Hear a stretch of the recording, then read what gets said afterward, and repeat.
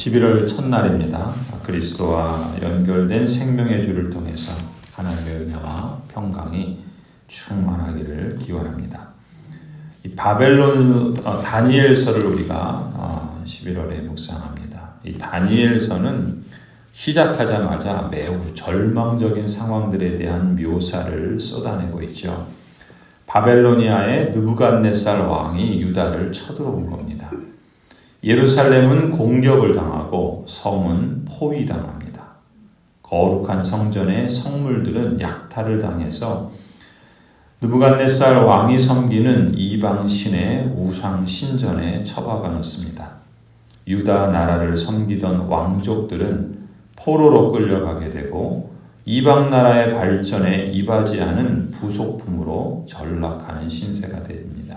그들 가운데 다니엘과 세 친구들이 있지요. 다니엘이라는 이름의 뜻은 하나님은 내 재판관이시다 라는 뜻입니다. 또 그의 친구 중에 하나냐는 여호와는 은혜로우시다 라는 뜻이고요. 미사엘은 누가 하나님과 같은가 라는 뜻이고 아사랴는 여호와께서 도우신다 라는 뜻입니다. 다니엘과 그 친구들의 이름을 보면 참 아름답죠. 하나님을 선포하고 또 하나님을 높이는 그러한 이름들을 가진 젊은 청소년들입니다. 그런데 이들이 포로로 끌려가서 그야말로 잡신들의 이름이 새겨진 기괴한 이름으로 그야말로 창시 계명을 하게 됩니다. 다니엘은 벨드사살이라는 이름을 받죠. 그 이름의 뜻은 벨이라고 하는 마드르 그 우상이 그의 생명을 보호할 것이다 라는 뜻이에요. 그러니까 다니엘의 원래 이름은 하나님이 그의 재판관이고 그를 지키시는 자다라는 뜻인데 느부갓네살 왕은 다니엘의 이름을 벨드사살이라 하나님이 아니라 마드르기라는 그 바벨론의 그 거짓 신이 다니엘의 생명을 보호해 줄 것이다 이름을 이렇게 바꿔버린 거예요. 또 하나냐라는 이름의 뜻은 여호와는 은혜로우시다 라는 뜻인데 그 이름을 사드락이라고 바꿔버립니다. 사드락이라는 이름의 뜻은 바벨론의 달의 신, 그 아쿠라는 신이 있는데 이 아쿠를 경배하는 자다라는 뜻이 사드락이에요. 그러니까 여호와가 은혜로우신 분이다라는 이름을 바꾸어서 오히려 그 우상 아쿠를 경배하는 자라는 이름의 뜻으로 바꿔버린 겁니다. 또 미사엘은 누가 하나님과 같은가 이런 뜻이잖아요. 근데 메삭이라고 바꾸죠. 이 말은 누가 아쿠와 같은가 그렇게 이름을 바꿔버립니다.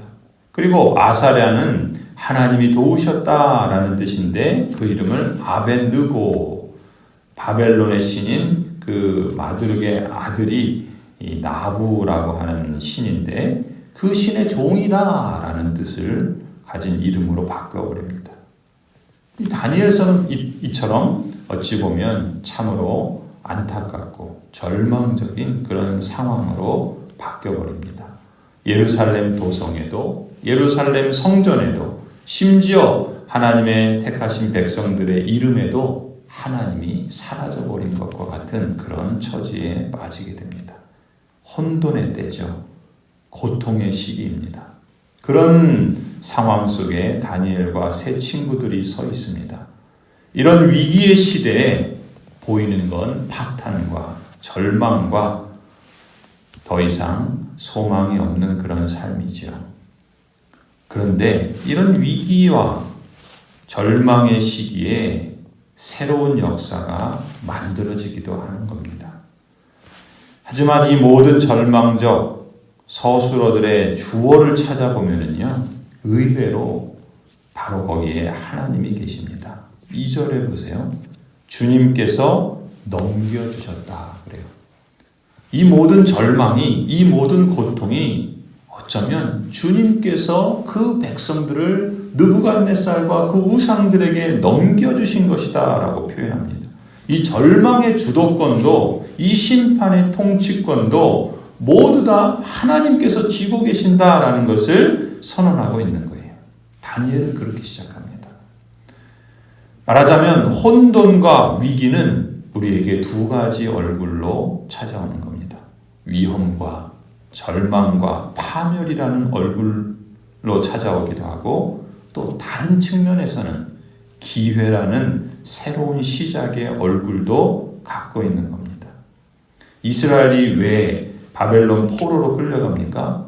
그들이 하나님의 언약을 잊어버리고 하나님이 아닌 이웃, 이방인들의 삶을 부러워하고 그 삶을 추구하고 또 그들을 닮아갔기 때문에 하나님께서 그들에게 징계하신 거 아닙니까? 하나님께서 오늘 이 다니엘서 1장 2절에 표현하신 것처럼 그 모든 걸 주님께서 넘겨주신 것이다 라고 표현하고 있지요.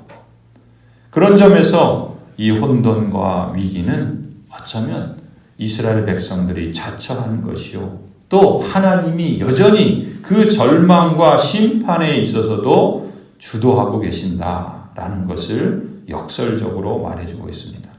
그렇다면 이 하나님의 언약 백성이 어떻게 하면 살 길을 찾을 수 있을까? 어떻게 하면 다시 새로운 기회를 얻을 수 있을까?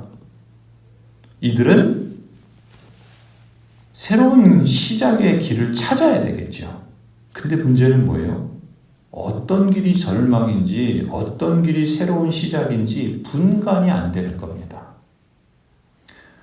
따라서 어떤 길이 기회의 길인지 알아내서 선택하는 것이 쉽지가 않은 거예요. 아니, 그걸 알면은 누가 못하겠습니까? 그런데 지금 절망과 혼돈과 파멸이 가득한 그런 상황에 빠져서 어떤 길을 선택해야지 살 길인지를 분간하기가 쉽지 않은 거예요. 그러니까 하나님의 백성이 선택해야 할 것은 어떤 상황이 아니라는 겁니다. 사실 유다의 역사를 보면은 절망의 길도 소망의 길도 모두가 하나님이 주관하시죠. 그러니까 하나님만 신뢰하는 마음을 갖는 게 관건인 거예요. 이쪽 상황을 택해야지 되나 저쪽 상황을 택해야지 되나 그래서 내가 좋은 상황을 선택하면 살 수 있겠지 그게 관건이 아니라는 겁니다. 내가 뚜렷한 기회의 길을 선택을 잘해서 잘 될 수도 있지만 때로는 어떤 선택이 기회의 길인지 분간하기조차 어려운 때가 있는 거예요. 사실 우리에겐 그런 때가 훨씬 많습니다. 나에게 그런 지혜와 분별력이 있는가? 부족할 때가 태반입니다. 그러니까 관건은 뭐예요? 내가 선택을 잘해서 좋은 길로 가야지. 그래서 그럴 수도 있겠지만 정말 중요한 관건은 하나님만을 신뢰하는 겁니다. 지금은 깜깜해도 하나님께서 하나님의 은혜로 새로운 기회를 만들어 주시기를 기대하고 바라고 하나님만 신뢰하는 겁니다. 왜요? 하나님께서 이 절망도 주셨기 때문에 그렇습니다. 하나님께서 이 심판의 주관자가 되시기 때문에 그렇습니다. 하나님이 그야말로 역사의 주관자이시죠. 하나님이 역사의 주관자라는 말은 지금 벌어지는 일들이 좋은 일일 때도 있지만 지금 우리 상황에서 벌어지는 일이 심판의 일이라 할지라도 하나님이 그것조차도 주관하고 계신다는 것이죠. 하나님께서 우리에게 말씀하시는 뜻이 있고 메시지가 있다는 것 아니겠습니까? 그렇다면 그때 내가 이 길을 택해야 되나 저 길을 택해야 되나 우리는 그 마음을 갖지만 이 길을 택해도 저 길을 택해도 사실 우리가 택하는 것은 제한적이고 그 길이 어떤 길인지 사실 알지 못한다는 것이죠. 그러니 어떻게 해야 됩니까? 하나님만 신뢰하는 길을 가야 돼요. 하나님만 붙잡아야 되는 겁니다.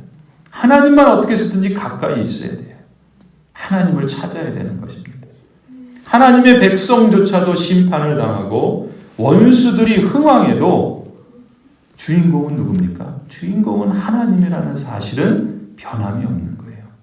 그러니 이런저런 상황에 우리가 흔들리기 쉽지만 거기에 휘둘리지 말고 모든 상황의 주관자가 되시는 하나님을 끝까지 신뢰해야 합니다.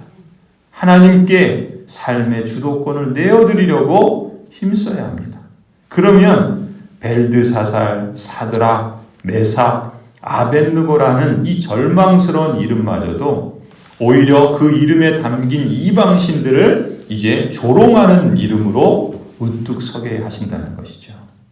하나님께서 택하시고 구원하신 언약 백성들의 절망스러운 처지도 정하신 때가 되면 통쾌히 역전시켜 주실 수 있는 분이 하나님이십니다. 따라서 우리는 내 삶의 통치자가 누구이신가를 잊지 말아야 합니다.